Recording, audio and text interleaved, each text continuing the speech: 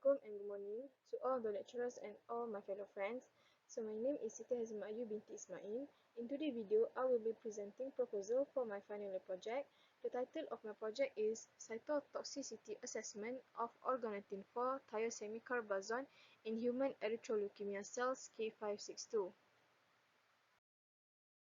this is the outline of my presentation. First of all, let's look at this pie chart.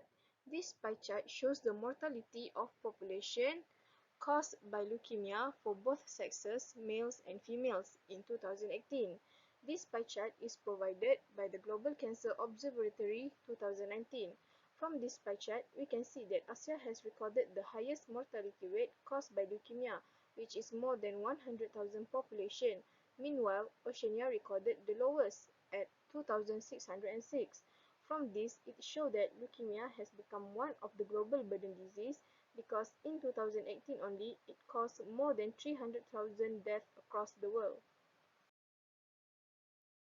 Leukemia is a malignant progressive disease in which the bone marrow and other blood-forming organs produce increasing numbers of immature or abnormal leukocytes.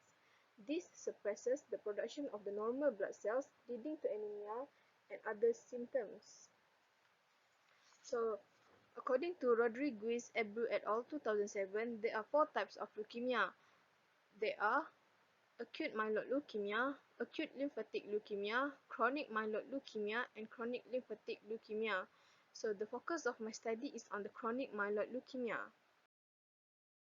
So, what is chronic myeloid leukemia? Chronic myeloid leukemia is a stem cell disease with the presence of Philadelphia chromosome. So this Philadelphia chromosome generated through reciprocal translocation of chromosome 9 and 22. This disease is characterized by the presence of a BCR-ABL fusion gene, which is the result from the reciprocal translocation. This BCR-ABL gene is the driving force of the leukemogenesis in CML. Imatinib mesylate is the first-line therapy for the patient with positive chronic myeloid leukemia. This drug prevents a BCR-ABL protein from exerting its role in the oncogenic pathway. Other than that, imatinib also inhibits the constitutive tyrosine kinase activity and modifies the function of various genes that involve in the control of the cell cycle, cell adhesion, cytoskeleton organization, and finally in the apoptotic death of the Philadelphia cells. So in this study, I will be using organotin 4 complexes because of their appealing activities of antimicrobial, antifungal, and anti-cancer. And compared to other main group of metal complexes, organotin 4 shows the most potent cytotoxic activities. So thiosemicarbazone ligand is usually act as a chelating ligand. So chelating ligands are the molecules that can form several bonds to a single metal ion. Thiosemicarbazone derivatives are a versatile ligand as they can confer better selectivity and stability. There are two series of organotin for thiosemicarbazone complexes that are being used in this study. So this is the ligand 1 and ligand 2. So the difference between this ligand 1 and ligand 2 is the group at the end of the chain. So in ligand 1, there are ethyl group, while in ligand 2, there are methyl group. One, we move on to complex 1 and complex 2. So the difference between complex 1 and complex 2, in complex 1 there is a phenyltene 4, while in complex 2 there are butyltene 4. The last one is complex 3 and complex 4. In the complex 3 there are phenyltene 4, while in complex 4 there are butyltene 4. So next is the literature review. So the first study is conducted by Kaya et al. 2016. So in this study, the complex that are being used is nickel-2-thiosemicarbazone toward the cell lines of HL60 human promyelocytic leukemia. So the result of this study is it showed the nickel-2-thiosemicarbazone compound could induce HL62 cells through apoptosis death. The next study is conducted by Sevier et al. 2019. So the complexes that are being used is thiosemicarbazone derivatives, compound 5 and compound 6, toward the cell lines of A509 human lung adenocarcinoma. So the result of this study shows that compound 5 and compound 6 were identified as the most potent anti-cancer agents against the cell line. And the last study is conducted by Norzi et al. 2020. So the complexes that are being used is ligand calyx for arene thiosemicarbazone with metal derivatives of cobalt, nickel, copper, and zinc. The cell line that are being used in this study is human bone cancer cell lines. So the result of the study is it showed that the anti-cancer activity of ligand was higher than its metals derivative at all concentrations. So the research justification is the patients with CML that were treated with imatinib have shown their drug resistance or cannot tolerate drug-related toxicities, and most of the chemotherapeutic drugs are cytotoxics, which they are not only killing the tumor cells but they simultaneously killing the normal cells too, which this causing numerous adverse events such as anemia, infection, and pain. Thiosemicarbazone also has been identified as the promising anti-proliferative agents against a variety of tumors through the inhibition of the diverse molecular targets including RNR. So the research question is, do organotin 4 thiosemicarbazone complexes induce cytotoxicity on K562 human erythroleukemia cells? And the hypothesis is organotin 4 thiosemicarbazone complexes induce strong cytotoxicity on human erythroleukemia cells K562. So the general objective is to assess the cytotoxicity of organotin 4 thiosemicarbazone complexes in K562 human erythroleukemia cells. There are three specific objectives.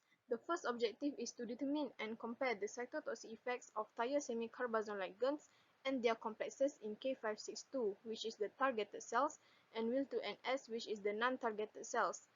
The next one is to determine the selectivity index of organotin 4 thiosemicarbazone complexes in K562 and Wil2NS cells.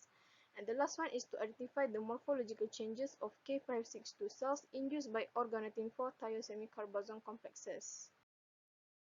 Next is materials and. So this is my research flowchart, which will be start with the cell culture of the K562 cells, then move on to MTT-assay, which will be conducted in the highest concentration of 10 micromolar. The duration of treatment is 24 hours. The positive control is imatinib mesylate, and the negative control is the untreated cells. Next, we continue with the observation of the morphological changes of the cells. Then, the calculation of the selectivity index, and lastly is the statistical analysis.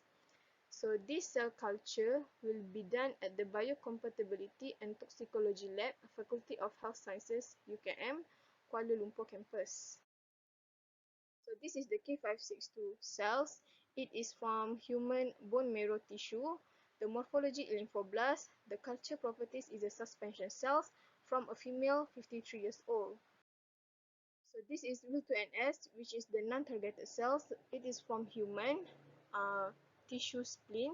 The cell type is B lymphocyte. The morphology is lymphoblast. Culture properties is a suspension cells from a male 5 years old with the ethnicity of Caucasian.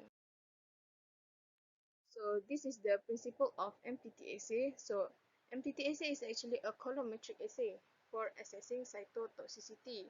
So MPT is actually the dye, which we call a tetrazolium dye. So why do we need to do the MTT assay? Because we need to find the cytotoxicity of the cells and find out the viability of the cells, whether the cell is living or not and dividing or not. If the cell is in a healthy state, the mitochondria will also be in a healthy state. So in mitochondria, there is an enzyme named NADPH dependent oxidoreductase. This enzyme will only be produced when the cells is viable. This enzyme have the ability to convert the tetrazolium into a purple color compound. So this purple color compound, we name it as formazole. So the next one is selectivity index. So selectivity index is indicating the ability of the drug to discriminate against the cancerous cells and the normal cells. The next one is morphological changes observation. So the cells will be treated with IC50 doses for 24 hours and will be observed via inverted microscope magnification of 40 times.